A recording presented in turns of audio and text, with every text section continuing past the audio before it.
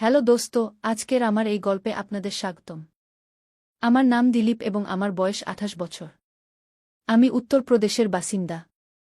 এই গল্পটি আমার এবং আমার শাশুড়ির, যা একটি সত্য ঘটনার উপর ভিত্তি করে। দোস্ত, গল্পের শেষ পর্যন্ত থাকুন এবং চ্যানেলে নতুন হলে অবশ্যই সাবস্ক্রাইব করুন, যাতে আপনাদের ভালোবাসা এবং সমর্থন আমার কাছে এভাবেই পৌঁছায়। দোস্ত, এই ঘটনা ২২ সালের। একদিন আমি এবং আমার স্ত্রী কবিতা বাড়িতে একা ছিলাম। আমরা দুজনেই আমাদের কাজ করছিলাম, তখনই আমি দেখলাম ঘরের দরজায় আমার শাশুড়ি দাঁড়িয়ে আছেন। আমি বাইরের দরজা লক করে রেখেছিলাম, তাই শয়নকক্ষের দরজা খোলাই ছিল। কিন্তু শাশুড়ি মায়ের কাছে আমাদের ফ্ল্যাটের একটি চাবি ছিল, সম্ভবত সেটি দিয়েই তিনি ভিতরে চলে এসেছিলেন। আমি শাশুড়ি মাকে দেখে থমকে গেলাম, কিন্তু তিনি আমার দিকে তাকিয়ে চলে গেলেন। তিনি বাইরে গিয়ে আবার দরজার বেল বাজালেন, তখন আমি দ্রুত বাইরের দরজা খুলতে গেলাম। আমি দরজা খুলতেই শাশুড়িমা দরজায় দাঁড়িয়েছিলেন, তার মুখে হাসি ছিল। আমি আমার স্ত্রীকে ডেকে বললাম, কবিতা, মাম্মি এসেছেন কি? তখন কবিতা বলল, আসছি, ৫ মিনিট অপেক্ষা করো। ৫ মিনিট পরে তিনি গাউন পরে বাইরে এলেন।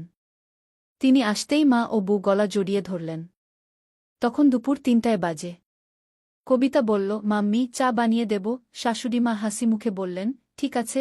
তিনি রান্নাঘরে গিয়ে দেখলেন সেখানে দুধ নেই। আমি বাইরে দুধ আনতে যাচ্ছিলাম, তখন কবিতা বলল, আমি নিজেই যাচ্ছি, দোকানের আঙ্কেলের সাথে কিছু পুরানো হিসেব মেটাতে হবে। বলে কবিতা বাইরে চলে গেলেন। আমি এবং শাশুড়িমা বাড়িতে একা রইলাম। আমি তার দিকে তাকাতে পারছিলাম না। তখন তিনি বললেন, দুঃখিত, আমার এভাবে হঠাৎ আসা উচিত হয়নি। আমি বললাম, কোনো সমস্যা নেই মাম্মি, এটা তো আপনারই বাড়ি। তিনি হালকা হেসে বললেন, লজ্জা পেজো না।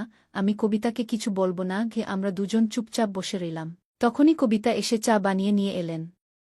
কবিতা শাশুড়িমাকে জিজ্ঞাসা করলেন, মাম্মি, আজ হঠাৎ কিভাবে আসা হলো? তখন শাশুড়িমা বললেন যে তিনি আমার শ্বশুরের কিছু সম্পত্তি এবং ব্যাংকের কাজে এসেছেন। কারণ কিছুদিন আগেই আমার শ্বশুরের মৃত্যু হয়েছে, তাই তার যে সম্পত্তি ছিল তা শাশুড়ি মায়ের নামে করতে হবে। এই কাজ কাল আমাকেই শাশুড়ি মায়ের সাথে গিয়ে করতে হবে, তাই শাশুড়ি মা এসেছিলেন। সেই রাতে আমরা খেয়ে দেয়ে ঘুমাতে চলে গেলাম। আমাদের বাড়িতে ২টি ঘর ছিল, যার একটিতে শাশুড়িমা ঘুমালেন এবং অন্যটিতে আমি ও আমার স্ত্রী কবিতা ঘুমালাম। আজ আমি এবং কবিতা চুপচাপ ঘুমিয়ে গেলাম। পরের দিন সারা দেশে লকডাউন লাগল। কেউ কোথাও যেতে পারছিল না। আমাদের অ্যাপার্টমেন্টও করোনার কারণে সিল করে দেওয়া হয়েছিল, আর শাশুড়িমা এখন এখানেই আটকে পড়েছিলেন। শুরুতে ৪-৫ দিন কোনোমতে কেটে গেল, তারপর একঘেয়েমি শুরু হয়ে গেল। আমরা টিভি দেখতাম, মোবাইল দেখতাম। আমি বাড়িতে পুরো কাপড় পরেই থাকতাম, শাশুড়িমা শাড়ি পরতেন, আর কবিতা হালকা কাপড় পরতেন। এখন শাশুড়িমার সামনে আমি আমার স্ত্রীর সাথে কমফোর্টেবল ফিল করতে পারছিলাম না, আমার খুব অদ্ভুত লাগছিল। একদিন শাশুড়িমা যখন বাথরুমে ছিলেন, আমি কবিতাকে পিছন থেকে গিয়ে জড়িয়ে ধরলাম। সে ছটফট করে উঠল আর বলল, পাগল হয়েছ নাকি? মা এখানেই আছে। আমি মুখ বাঁকিয়ে ফিরে এলাম আর কবিতার উপর রাগ করে গেলাম। প্রথমে আমি কিছুক্ষণ ব্যালকনিতে বসে থাকলাম, তারপর ভিতরে ঘরে চলে এলাম। কিছুক্ষণ পর আমি উপরে ছাদে চলে গেলাম, তবুও আমার মন বসছিল না। কবিতা বুঝতে পারছিল যে আমি রাগ করেছি, কিন্তু সে আর কি করতে পারত? পরের দিন সকাল ১০টায় আমি গোসল করে এসে দেখলাম আমার একটি লোয়ার পাওয়া যাচ্ছে না।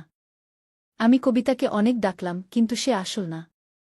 তখন আমি তোয়ালে জড়িয়েই বাইরে এলাম আর শাশুড়িমার সামনেই কবিতাকে কোলে তুলে নিয়ে বেডরুমে নিয়ে গেলাম। কবিতা চিৎকার করতে লাগল, এ কি বদমাইশি! তুমি কি করছ? পাগল হয়েছ নাকি? মা দেখছে, কিন্তু আমি তার একটি কথাও শুনলাম না। বেডরুমে নিয়ে গিয়ে আমি তাকে বললাম, তোমার কানে যায় না? আমি কতক্ষণ থেকে ডাকছি। আমার লোয়ার পাওয়া যাচ্ছে না। তখন সে সরি বলল আর আলমারি থেকে আমার লোয়ার বের করে দিল। কিছুক্ষণ পর আমরা দুজনেই বাইরে এলাম, তখন শাশুড়িমা কিছুটা বিচলিত হয়ে টিভি দেখছিলেন। আমিও তার সামনে বসে টিভি দেখতে লাগলাম। তখনই আমার নজর শাশুড়িমার উপর পড়ল, তিনি আমার দিকে তাকিয়ে আস্তে আস্তে হাসছিলেন। এটা দেখে আমার অদ্ভুত লাগল। জানি না কিভাবে হঠাৎ আমি শাশুড়িমাকে জিজ্ঞেস করলাম, কেন মাম্মিজি, আমার ব্যাপারে কি ভাবছেন? তখনই কবিতা আমার পিছনে এসে বলল, এ কি বদমাইশি দিলীপ! তুমি আমার মায়ের সাথে এভাবে কথা বলছ। আমি তখন কথা পাল্টে বললাম, আরে মাম্মিজি, আমার মানে ছিল, দেখুন, আমার এত শক্তি আছে যে আমি আপনার মেয়েকে তুলে নিতে পারি। তারপর আমি বললাম, সরি মাম্মিজি, আমি নিজেকে সামলাতে পারিনি। তিনি হেসে বললেন, কোনো সমস্যা নেই, আমি পুরনো যুগের শাশুড়ি নই। কনভেন্টে ইংরেজি শিক্ষিকা ছিলাম, ফ্রান্স আর ডেনমার্কে থেকেছি। আমি জানি বাড়িতে এভাবে বোরিংভাবে থাকা যায় না এবং এখন এই লকডাউন অন্তত 2 মাস থাকবে। আজ আমি গভীরভাবে শাশুড়িমাকে দেখলাম, সাধারণের চেয়ে লম্বা কদ, গোরা রং, সুন্দর মুখ, সবসময় হাসতেন এবং স্টাইলিশ শাড়ি পরতেন। আমার শাশুড়িমা আগ্রার টপ কনভেন্ট স্কুলে ইংরেজি শিক্ষিকা ছিলেন। তখন আমি জিজ্ঞাসা করলাম, মাম্মিজি, আপনি ফ্রান্স কবে গিয়েছিলেন? তিনি বললেন, হানিমুনে তোমার বাবাজি নিয়ে গিয়েছিলেন। কিন্তু বিয়ের আগে ফ্যাশন প্রতিযোগিতায় অংশ নিয়েছিলাম, তখনও গিয়েছিলাম। আমি বললাম, তাই আপনি এত স্টাইলিশ? শাশুড়িমা বললেন, আমি প্রথম দিন থেকেই বলতে চাইছিলাম যে তোমরা খোলামেলা থাকো, আমার লিহাজ করো না। 2 মাসের বেশি সময় আমরা ফ্ল্যাট থেকে বের হতে পারব না, তাই আমাদের খোলামেলা থাকতেই হবে। এক পল থেমে তিনি আমাকে দেখে বললেন, মনোরঞ্জনের নামে টিভি, মোবাইল, লুডো আর করার নামে খাওয়া দাওয়াই তো বাকি আছে।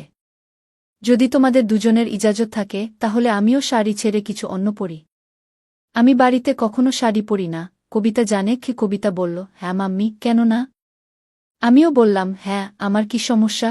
তিনি ভিতরে গেলেন, কিছুক্ষণ পরে বাইরে এলেন, তখন আমার চোখ ছানাবড়া হয়ে গেল। কারণ শাশুড়িমা একটি মিনি স্কার্ট পরেছিলেন, যা হাঁটু পর্যন্ত ছিল।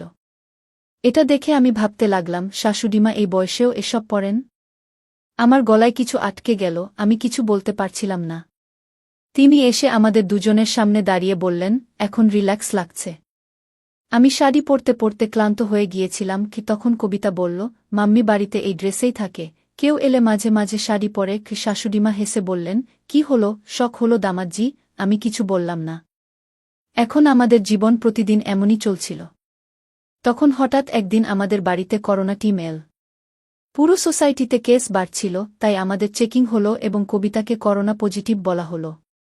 আমাদের সোসাইটির বাইরেই একটি অস্থায়ী করোনা হাসপাতাল চালু করা হয়েছিল, তাই কবিতাকে সেখানে যেতে হলো।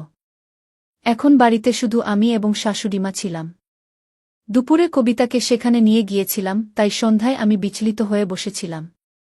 শাশুড়িমা আমার জন্য কফি নিয়ে এসে বললেন, বিচলিত হবেন না, ডাক্তার বলেছেন লক্ষণ হালকা, শুধু 14 দিন রাখবেন, তারপর বাড়ি পাঠিয়ে দেবেন। তিনি তখনও শাড়িতে ছিলেন। আমরা রাত 8টায় ডিনার করলাম এবং তারপর আমি টিভি দেখতে শুরু করলাম। ঠিক তখনই শাশুড়িমা নাইটি পরিধান করে হল রুমে এলেন। তিনি আমার কাছ থেকে রিমোট নিয়ে একটি মুভি চালু করলেন।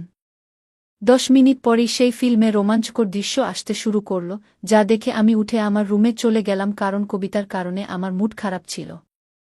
আমি বুঝতেই পারিনি কখন ঘুমিয়ে পড়লাম। যখন সকালে আমি চোখ খুললাম, তখন দেখলাম শাশুড়িমা আমার বিছানায় ঘুমাচ্ছেন। এটি দেখে আমি হতবাক হয়ে গেলাম এবং ভাবতে শুরু করলাম যে শেষ পর্যন্ত শাশুড়িমা কখন এখানে এসে ঘুমালেন এবং কেন। এমন সময় শাশুড়িমাও তার চোখ খুললেন এবং বললেন, উঠে পড়ুন জামাইবাবু।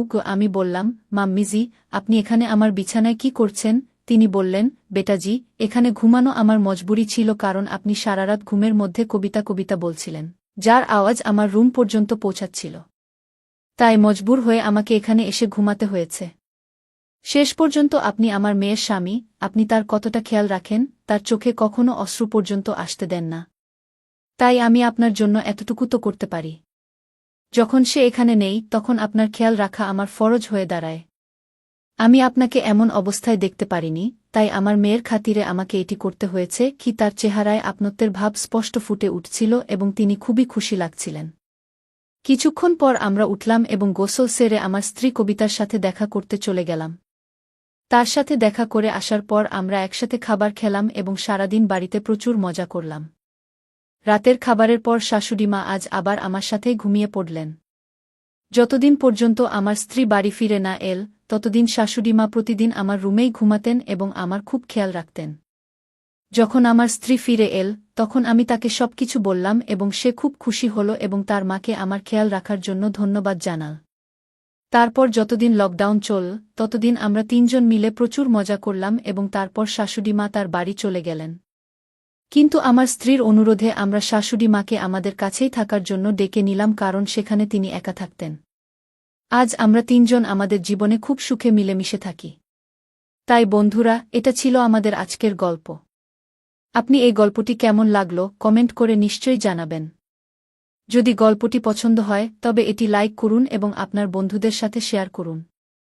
ভবিষ্যতেও এমন রোমাঞ্চকর গল্পের জন্য আমাদের চ্যানেল সাবস্ক্রাইব করুন এবং বেল আইকন প্রেস করতে ভুলবেন না যাতে আপনি আমাদের কোনো গল্প মিস না করেন। ধন্যবাদ।